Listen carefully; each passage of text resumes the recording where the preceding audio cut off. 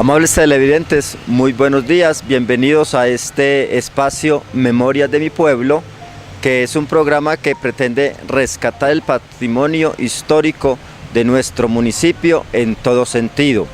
Yo soy Ramón Arturo Gómez Zuluaga, miembro de Vigías del Patrimonio de la Comisión de Difusión, que estoy presentando este programa Memorias de mi Pueblo. Les doy la bienvenida y espero que disfrutemos del programa del día de hoy, que vamos a hablar del Puente Centenario, uno de los sitios históricos y culturales de nuestro municipio. ¿Por qué estudiar historia? Es importante estudiar historia porque las distintas fuentes de la historia nos permiten conocer, reconstruir, emitir juicios de valor y comparar a través de hechos, sucesos y personajes del pasado todo lo que nos sucede en el presente y sobre todo actúa como un recuerdo en la memoria. Estudiar historia es más que el simple acto de conocer y saber acerca del pasado. Estudiar historia implica un profundo compromiso con el presente crítico y el cuestionamiento permanente de la sociedad en el presente. Es indagar por las formas de pensamiento, sociabilidad y cotidianidad de los seres humanos en épocas pretéritas, para interpretarlas en función de las complejidades sociales y culturales actuales. Al contrario de lo que se cree, la historia no es una disciplina muerta. Los hechos que nos han marcado en el pasado son permanentes objetos de revisiones, así como de debate público y académico. Los hechos históricos y la historia nos dan identidad. Conocerla a profundidad nos dan sentido de pertenencia en el lugar y el conocimiento donde estamos. Por eso es importante tener conocimiento de la historia de una manera amplia, profunda, amena y en la medida de lo posible bien entendida, tener los hechos claros e históricos que nos permite entender nuestra historia. En el día de hoy estamos con don Luis Carlos Salazar, un santuariano que recorre el país y que tiene gran conocimiento de mucha de la historia de nuestro municipio. Don Luis Carlos, este lugar que nos encontramos, donde está ubicado el Puente Centenario, tenemos un monumento a los héroes del santuario, tenemos un lugar histórico para referenciar. ¿Usted qué recuerda o qué conoce de este lugar de su infancia o de su juventud? A ver, yo tengo 61 años. Cuando tenía 10 años entré a la escuela Eusebio María Gómez, que quedaba aquí en la Judea, y entonces ahí nos contaban la historia de este sitio. Este es el sitio histórico de la batalla de Córdoba. Entonces primero nos llevaban a donde es la Casa de Córdoba, el museo, donde nos mostraban esa casa vieja que ya hoy la demolieron y es construida, conservan algunas piezas. Entonces ahí nos mostraban dónde había fallecido, dónde había perdido la vida el general José María Córdoba. Luego nos contaban de este sitio que había sido la batalla y donde habían perdido la vida muchos de los santuarianos en esta batalla.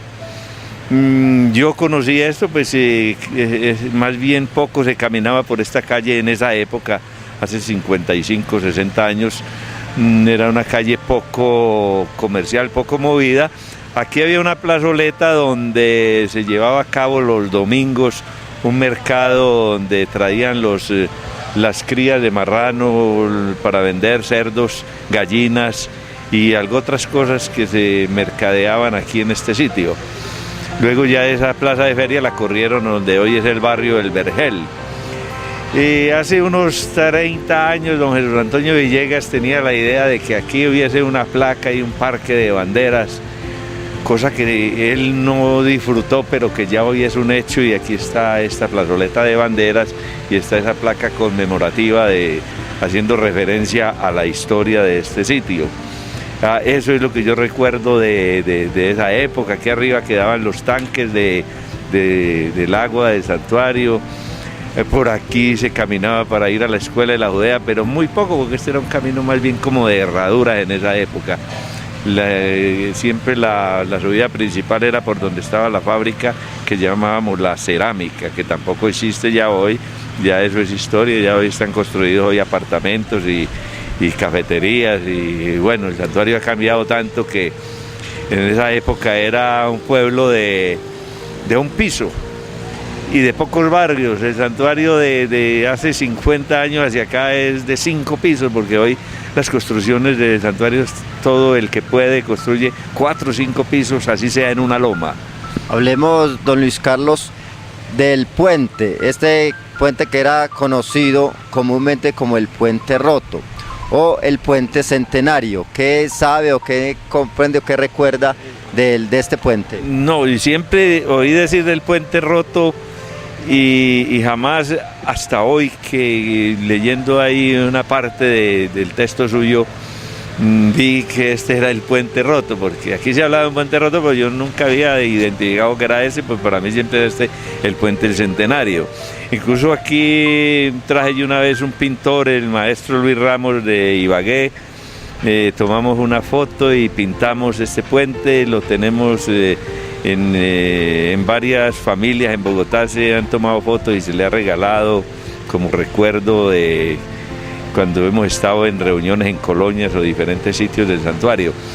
Pero siempre lo he conocido como el Puente Centenario.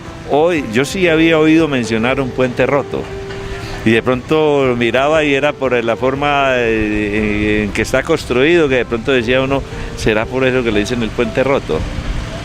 Pero no, era otra la situación. La situación es, ese puente fue construido en el año de 1909-1910 para conmemorar los 100 años de la independencia de Colombia. Para eso se construyó este puente. Nosotros siempre vimos, y no fue muy importante en esa época, estuvo muy descuidado, eso existía ahí, aquí no pasaba nada, no, nadie le hacía pues como, le daba como importancia.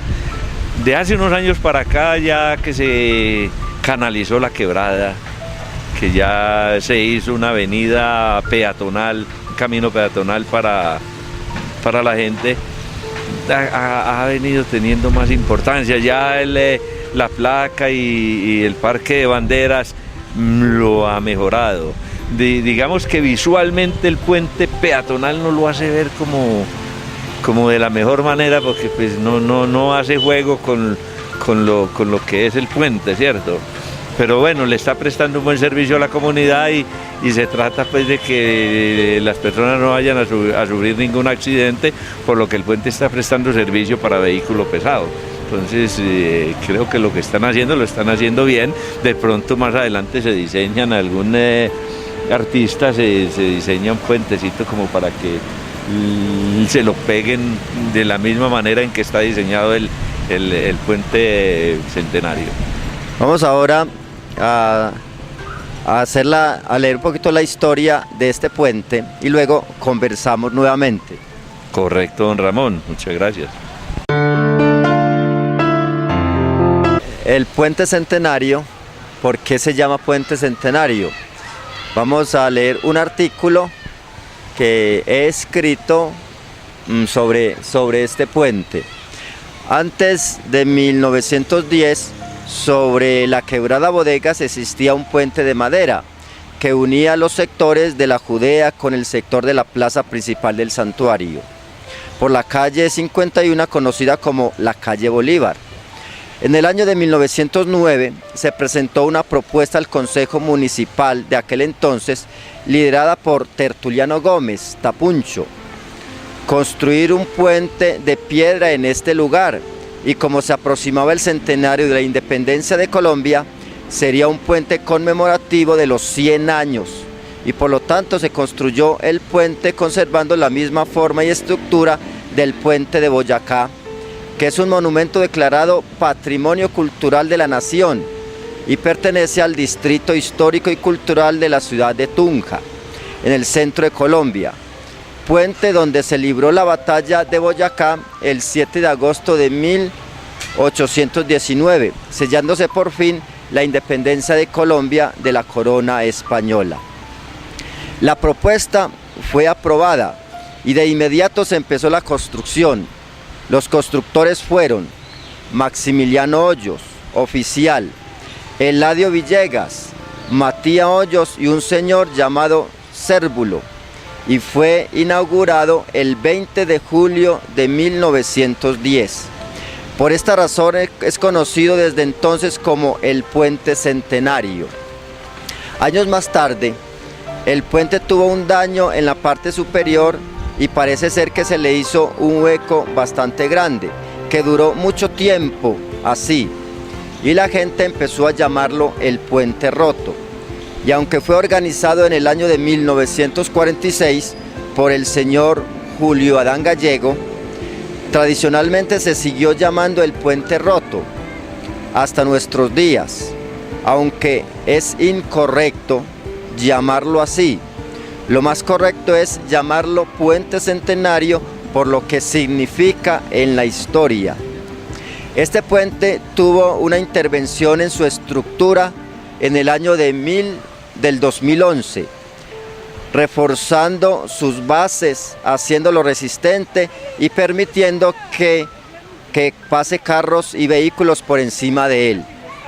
En el año del 2013, al lado derecho se construyó un puente peatonal de madera en cumplimiento de una tutela interpuesta por un habitante del sector, porque supuestamente con la reestructura del puente y habiendo sido habilitado para permitir el paso de los carros, quedó muy peligroso y las personas de avanzada edad corren el riesgo de sufrir un accidente.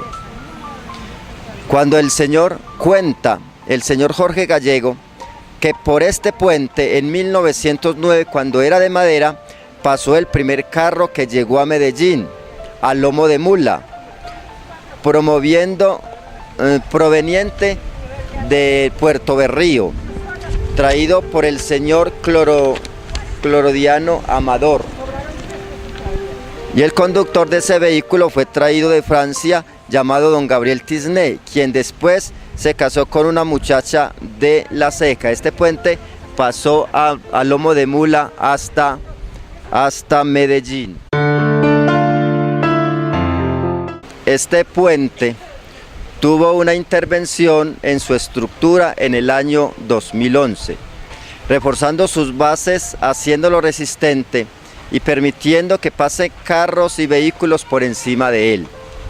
En el año 2013, al lado derecho se le construyó un puente peatonal de madera en cumplimiento de una tutela impuesta por un habitante del sector, porque supuestamente con la reestructura del puente y habiendo sido habilitado para permitir el paso de los vehículos, quedó muy peligroso y las personas de avanzada edad corren el riesgo de sufrir un accidente. Cuenta el señor Jorge Gallego que por este puente en 1909, cuando el puente era de madera, pasó el primer carro que llegó a Medellín a lomo de mula, proveniente de Puerto Berrío, traído por el señor Clorodiano Amador, y el conductor de este vehículo lo trajo de Francia, de nombre Gabriel Tisné, quien después se casó con una muchacha de La Ceja. Este era el camino que históricamente se llama el Camino de Juntas, que unía a Medellín con Baos, lo que hoy conocemos como Granada, con Puerto Berrío y la capital de la República. Ese también era el camino por donde los aborígenes, los indios taamíes, caminaban y hacían el recorrido de Río Negro, Marinilla, Alto del Santuario, hacia Granada y Cocorná. Este era el sitio por donde transitaban las tribus indígenas. Este puente también es testigo del combate que se libró en el santuario el 17 de octubre de 1829. Aquí se dio ese combate donde murieron varias personas del santuario. Este puente ya cumple 104 años de haberse sido construido en esta memoria. Este puente es uno de los sitios y lugares históricos del santuario que es digno de presentar. Varios turistas vienen al santuario y es bueno entonces venirles a contar en este sitio el lugar, el por qué está este puente aquí. Esta es una réplica exacta del puente de Boyacá.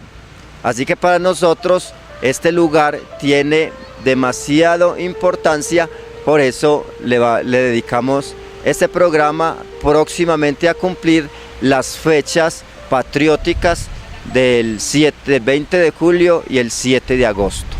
Entonces espero que entendamos el valor histórico de este lugar. Don Luis Carlos, nuevamente con usted para que hablemos de lo que significa esta placa y esta conmemoración de la batalla del 17 de octubre de 1829. Sí, bueno, primero hablar de la idea de la placa que se la conocía Jesús Antonio Villegas. A ver, Jesús Antonio Villegas tiene también mucho que ver en la historia de este puente centenario, porque es que don Eladio Villegas era un policía en ese tiempo, era un policía cívico. Policía cívico era don Eladio Villegas, padre de Jesús Antonio Villegas, que falleció hace 4 o 5 años. También muy cívico, maestro de escuela, fue una de las personas que enseñó el civismo en el santuario, y yo fui alumno en la escuela de Jesús Antonio Villegas. Entonces él tenía la idea de este parque de banderas, y entonces esto era para adherírselo a una obra que había ayudado a construir el papá, don Eladio Villegas. Entonces esto fue construido en la administración del doctor Raúl Nicolás Gómez Giraldo, que no tiene muchos años tampoco de haber sido construida esta placa. La idea de construir esto, pues como con ese deseo de desempolvar la historia del santuario, y visto que aquí en este puente no había nada, o sea, se hablaba de que en este sitio se había librado la batalla. Unos decían que por aquí alrededor de la quebrada estaban enterrados los soldados que habían muerto. Entonces, buscando como un lugar impulsado por los vigías del patrimonio y por la promotoría del museo, entonces se impulsó con el doctor a hacer este monumento. Y estas son las cosas que le dan vida al santuario, porque este ya es un sitio de respeto, esto ya no es un lugar cualquiera, es el mismo parque ahí para los niños, le ayuda. Ya tenemos tres objetivos logrados en este sitio, y al mismo tiempo esta es una vía muy importante entre la plaza principal del parque del santuario, que también es José María Córdoba, y la plazoleta de la Judea. Bueno, hablemos un poquito de la placa. Hay una placa que inscribe ahí, dice, vamos a leer la inscripción de esta placa ya para terminar nuestro programa. A orillas de este riachuelo denominado Bodegas, el 17 de octubre de 1829, cerca de 300 jóvenes artesanos, estudiantes y campesinos defendieron los ideales republicanos bajo la conducción del máximo héroe antioqueño, el general de división José María Córdoba.